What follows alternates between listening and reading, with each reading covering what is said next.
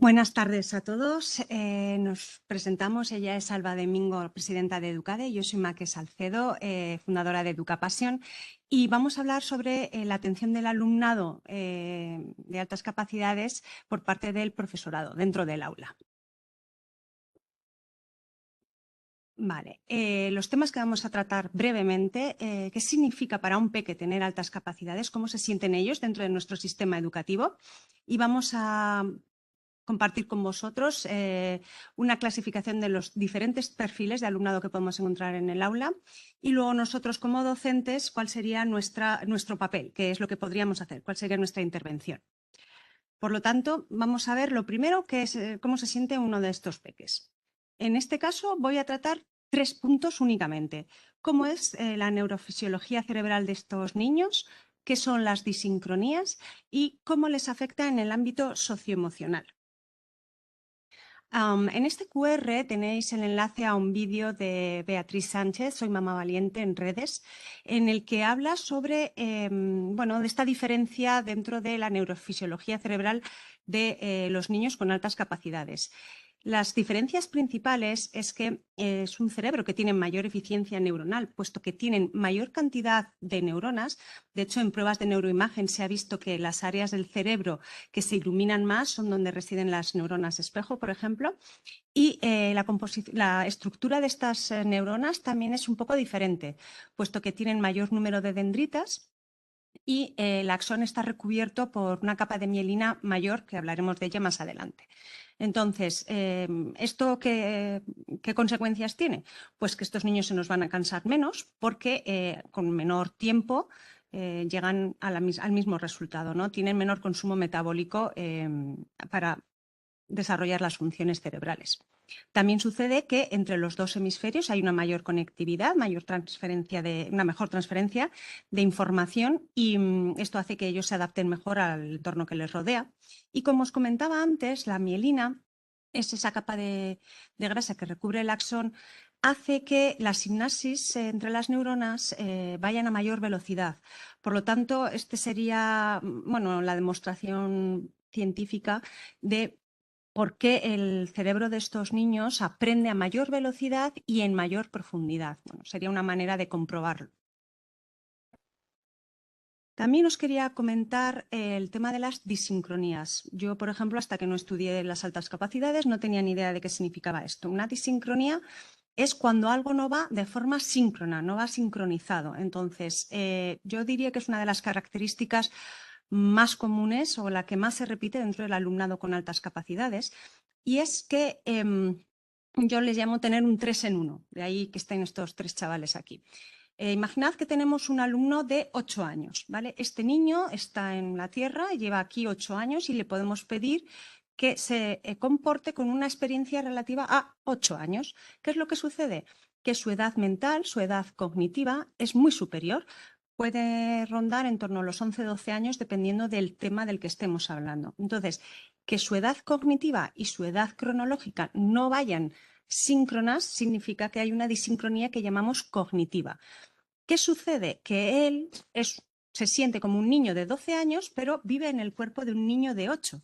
Por lo tanto, el entorno que le rodea le va a tratar como si tuviera únicamente 8 años. Y esto él no lo va a entender, porque nadie le ha explicado, mira, bonito, tú tienes una disincronía porque eres una persona con altas capacidades. Esto él no lo sabe. Entonces, su reacción emocional va a ser bastante más inmadura, porque va a ser, a nuestros ojos, quizá desproporcionada. En vez de comportarse como si tuviera 8 años, va a comportarse como si tuviera unos 4 o 6 años. Entonces, esto es la disincronía emocional que se produce automáticamente al existir esa otra disincronía cognitiva. Por lo tanto, estamos con un niño de 8 años que por dentro se siente como de 11-12 y que a veces se comporta por fuera como de 6.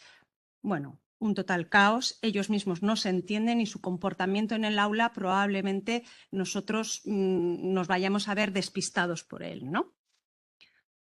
En cuanto al ámbito socioemocional, obviamente se va a ver afectado por estas disincronías, y ahí os dejo el QR de ese artículo que aparece ahí del profesor Javier Tourón, en el que habla sobre este libro. Este libro, de verdad, recomendado para absolutamente todo el mundo que esté relacionado con el mundo de las altas capacidades, pero para todo el profesorado. De verdad que debería de haber al menos uno de estos en cada sala de profesores. ¿Por qué? Porque esta es una obra originalmente norteamericana de de Pfeiffer, Neihart y ahora no me acuerdo el último y no lo leo bien, pero bueno, sobre todo Pfeiffer y Neihart. Entonces, el profesor Javier Tounon, junto con su equipo de la UNIR, tradujeron esta obra al castellano y es la única literatura que tenemos relacionada con el ámbito socioemocional de las personas con altas capacidades, es la única que tenemos en castellano. Entonces, nos ayuda a entender mucho a este alumnado y para poder trabajar con ellos en el aula.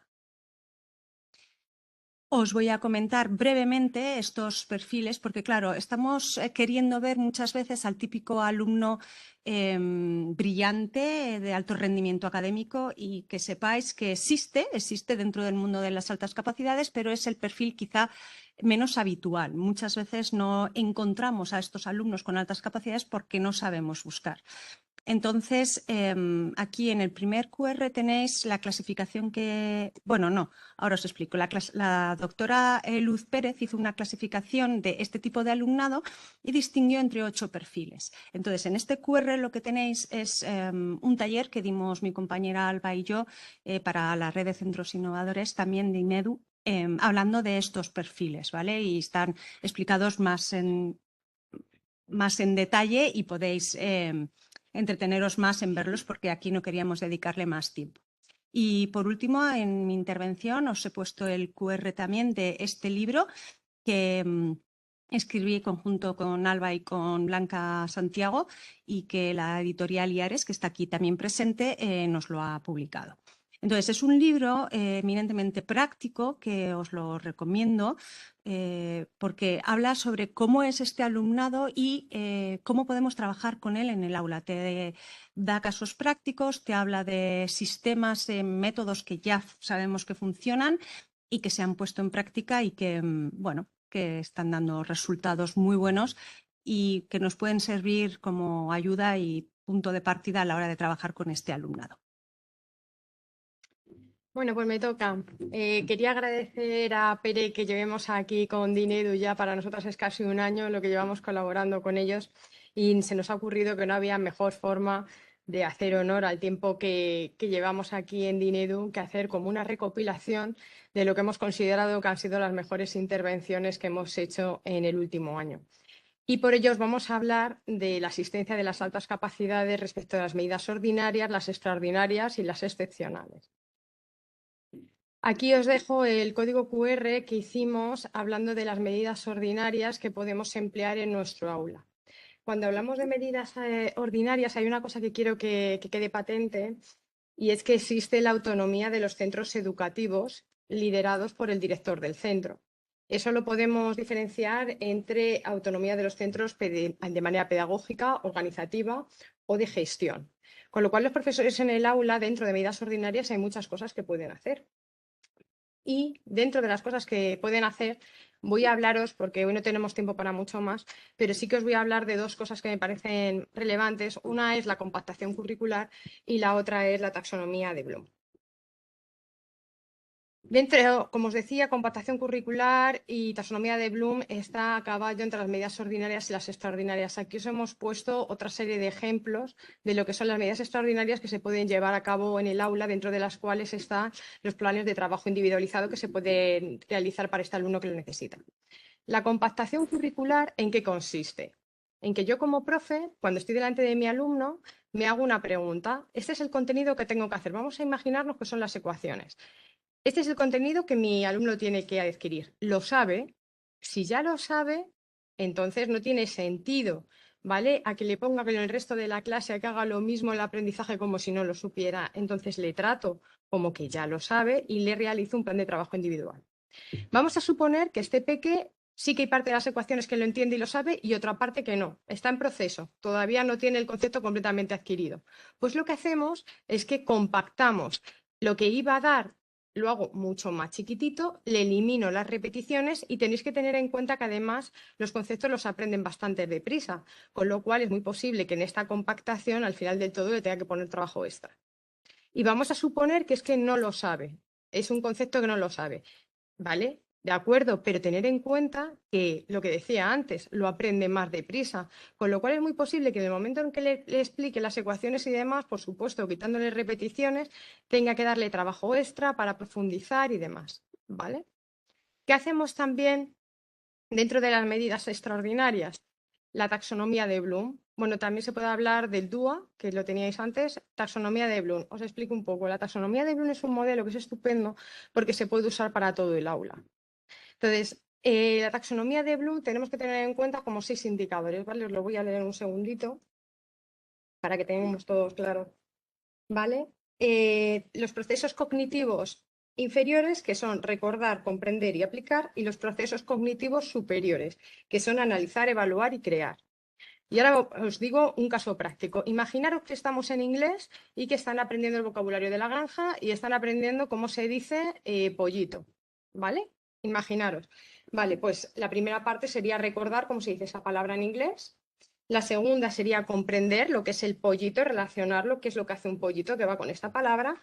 La tercera sería aplicar, que es desarrollar. Ya pueden ir aprendiendo pues, que hay diferentes tipos de pollitos, diferentes especies de pollitos, ¿vale? Después nos vamos a la parte superior y decimos, vamos a analizar estos pollitos, qué características tienen, cómo comen, cuáles son sus procesos, ¿vale? Vamos a evaluar, vamos a comparar con otros animales de granja, vamos a comparar si vienen de un huevo, si son mamíferos, ya. Si veis, estamos cada vez ampliando más el contenido del aprendizaje, ¿no? Y vamos a la parte final, que es crear, que es componer. Por ejemplo, un ejemplo práctico que se hizo con esto, con taxonomía de Bloom, fue hacerlo así y que al final pudieran crear su propio animalito, ¿no? Bueno, pues como veis tenemos atendido desde los peques que se quedan a lo mejor en los 2 o 3 primeros niveles y tendríamos también el del último nivel. Y por último vamos a hablar de medidas excepcionales de la aceleración, que es cuando ya un peque tiene todos los conocimientos adquiridos y se le propone para que salte un curso y vaya al siguiente.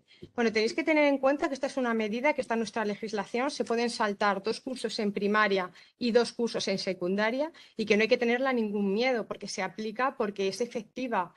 Los datos, por ejemplo, del informe Templeton, que fue un informe que se realizó en Estados Unidos en el año 2004, nos dicen que entre el 95 y el 98% de las flexibilizaciones son exitosas. ¿Por qué? Porque académicamente estos niños que aprenden así de deprisa, al ponerles más contenido académico, lo lógico es que rápidamente lo cojan y que rápidamente estén motivados y demás a seguir aprendiendo. Pero vamos a pensar en el porcentaje que no fue un éxito. En ese porcentaje que no fue un éxito se les preguntó a los alumnos por qué pensaban que no había sido un éxito y si hubieran preferido no flexibilizar. Y la respuesta fue que el principal motivo habían sido causas sociales y que en cualquier caso preferían flexibilizar porque en el ámbito social probablemente sentían que iban a estar de la misma manera. Aquí os dejamos el QR también para que lo podáis ver, que es la ponencia completa que hicimos para Dinedu. ¿Cómo aplicamos la teoría a nuestro aula? Tenemos un curso acreditado por el Ministerio de Formación que empieza en febrero, para todos los que estéis interesados. Y muchas gracias y nos vemos en la próxima ocasión.